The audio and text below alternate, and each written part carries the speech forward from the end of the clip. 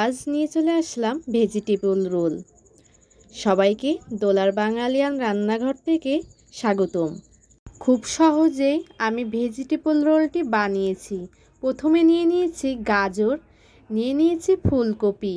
অবশ্য এখন ফুলকপির সময় নয়, তারপরেও আমি বাজার থেকে পেয়ে গিয়েছিলাম ফুলকপি। আর নিয়ে নিয়েছি কুচি করে আলু, কাঁচামরিচ।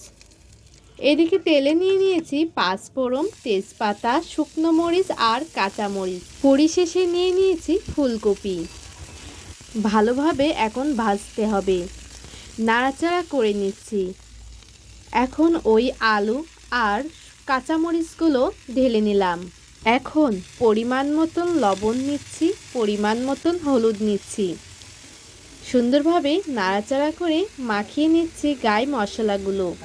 নিয়ে নিচ্ছি ওই গাজর কুচি দিয়ে এখন ভালোভাবে কষিয়ে নিতে হবে। সিদ্ধ করতে দিয়ে দিলাম 5 মিনিটের মতন ঢাকনা দিয়ে। 5 মিনিট শেষে আবার ফেরত চলে আসলাম, এসে নাড়াচাড়া করে নিচ্ছি। সবজিগুলা কিন্তু সিদ্ধ হয়ে গেছে। নিয়ে নিচ্ছি জিরে বাটা এবং আদা বাটা। মশলাগুলো দিয়ে আবারও নাড়াচাড়া করে নিচ্ছি। বাদাম দিলে খাবারের স্বাদ একটু ভালো লাগে। অল্প পরিমাণ বাদাম ছিল ঘরেতে, সেগুলো দিয়ে নিলাম। হয়ে গেছে কিন্তু সবজি রান্না প্রায়। এখন নিয়ে নিচ্ছি পিটুলি। ময়দাতে সামান্য পরিমাণ জল দিয়ে ঢেলে নিচ্ছি। এতে করে সবজিটা একটু গাঢ় গাঢ় এবং মাখো মাখো হয়, খেতেও ভালো লাগে আর জলটা কেটে যায়। রান্না হয়ে গেছে কিন্তু তার 5 মিনিট আগে দিয়ে নিচ্ছি গরম মশলার গুঁড়া। দেখুন সবজিটা কত সুন্দর হয়েছে। এখন রোলের জন্য আমি ব্যাটার তৈরি করব। তাহলে কিভাবে ব্যাটারটা তৈরি করছি দেখে নিন। আমি ময়দা নিয়ে নিয়েছি এবং স্বাদ মতন লবণ নিয়ে নিয়েছি। পরিমাণ মতো জল নিয়ে নিতে হবে। পরিমাণ মতন জল নেওয়ার সময় দেখতে হবে যাতে বেশি জল না পড়ে যায় বা কম জল না হয়।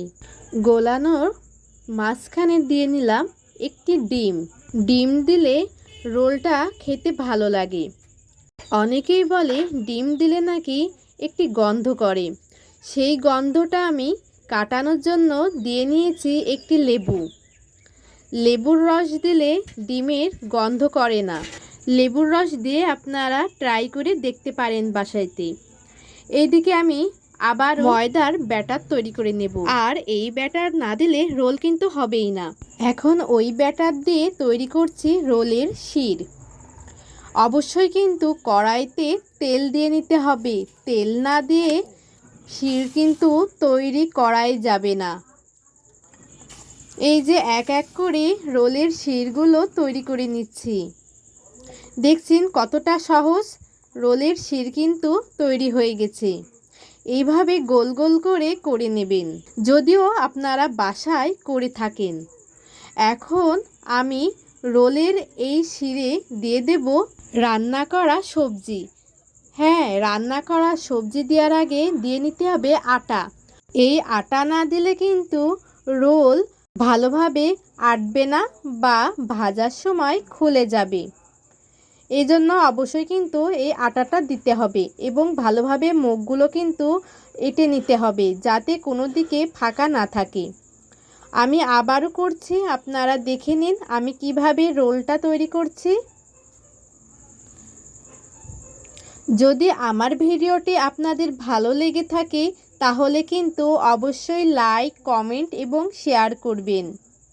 ইউটিউব থেকে দেখে থাকলে সাবস্ক্রাইব করবেন এবং কমেন্ট করে জানাবেন কে কোথা থেকে দেখেছেন আমার এই ভিডিওটি।